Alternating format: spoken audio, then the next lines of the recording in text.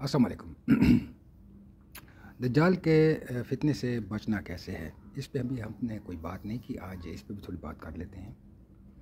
हजूर नबी करीम सल्लल्लाहु अलैहि वसल्लम ने फरमाया है कि दज्जाल के फितने के वक्त, यानी ये फितनों के वक्त, सारे फितने ले लें, सारे दज्जाल की फितने शुरू हैं। पहाड़ों पे चले जाना, पानी वाले पहाड़, और वहाँ भेड़ बकरियाँ पालना, भेड़ बकरियाँ, गाय, यही जानवर, और यही तुम्हारी मईशत होगी। ये बड़ा अहम नुक्ता है कि यही तुम्हारी मईशत होगी। हमें वहाँ पे एक लाइफस्टाइल मुकम्मल तौर पे तब्दील करना होगा। अब पहाड़ ही क्यों कहा गया है, मैं एक मिसाल आपको देता हूँ।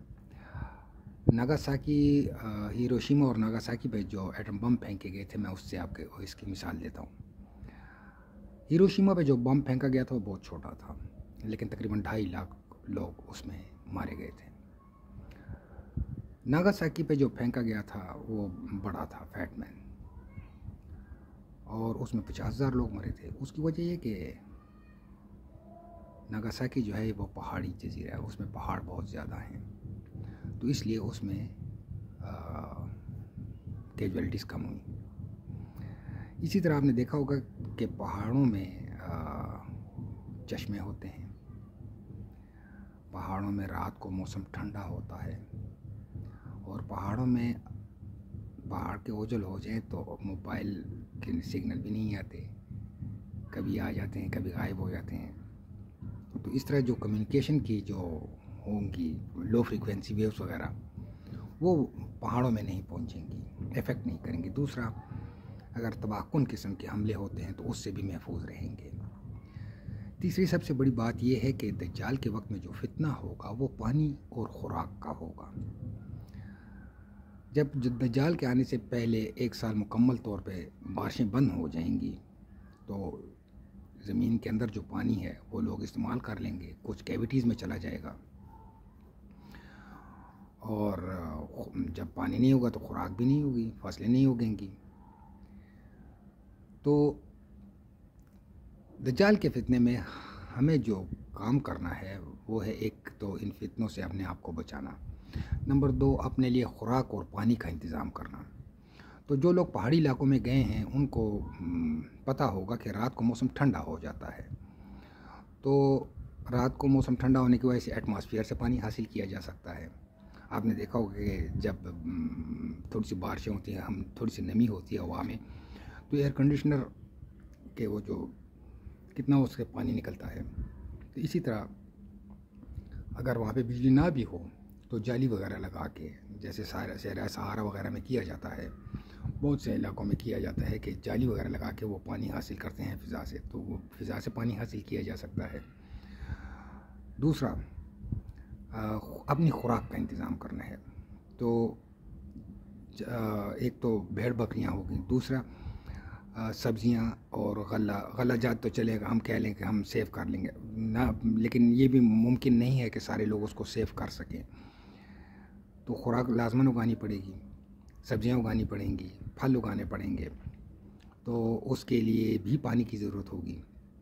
तो चूँकि मैं कई साल से ये ख़ुद तजुर्बात कर रहा हूँ, अभी पिछले दिनों मेरे जहन में एक आइडिया आया था कि इस तरीके से सब्जियां और दरख्त उगाए जाएं कि जो ड्रिप इरिगेशन है उससे भी कम पानी खर्च हो।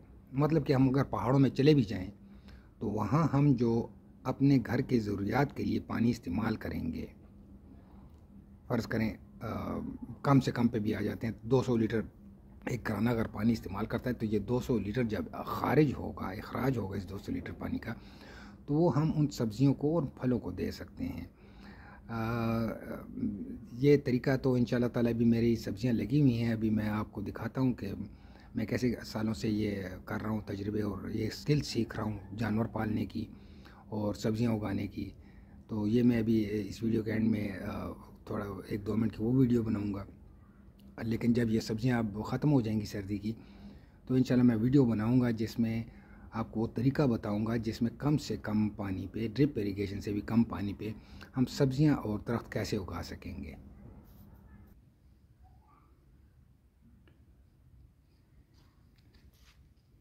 ये मैं कई साल से ये सब्ज़ियाँ उगा रहा हूँ, ये मूलियाँ उगाई हुई हैं और मैं कोशिश करता हूँ कि छोटी जगह पे ज़्यादा से ज़्यादा पैदावार ली जाए।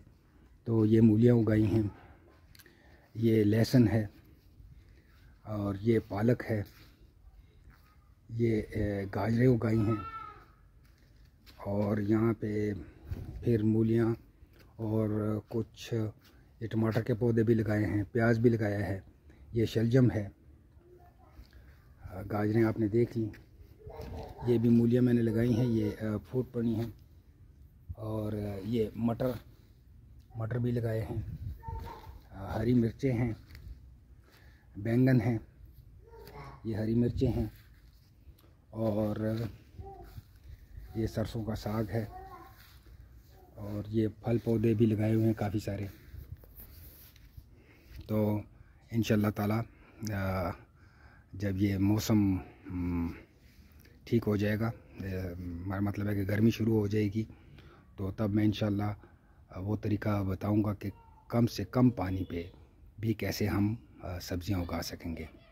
अस्सलाम वालेकुम।